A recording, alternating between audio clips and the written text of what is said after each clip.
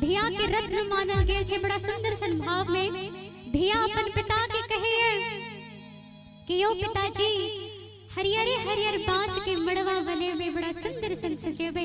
क्या के विवाह जीवन में के बेर होय छे, आप एकटा बेटी के बियाह करे में तो लोग के हालत खराब हो जाए छे। धन्य छथिन ओम प्रकाश चाचा जी जो 63 कन्या के विवाह करा रहल छथिन। हम चाहबे एक बार ओम प्रकाश चाचा जी के लिए जोरदार ताली होबाक चाहिए।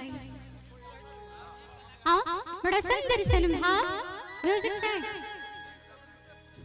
आइए मैं उठा ली तो फिर आप उठा लीजिए, ठीक? कि हरे हरे हरे बाबा बसवा कटेहा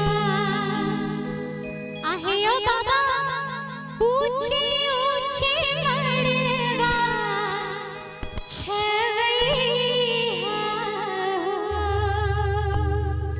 आइए म्यूजिक के साथ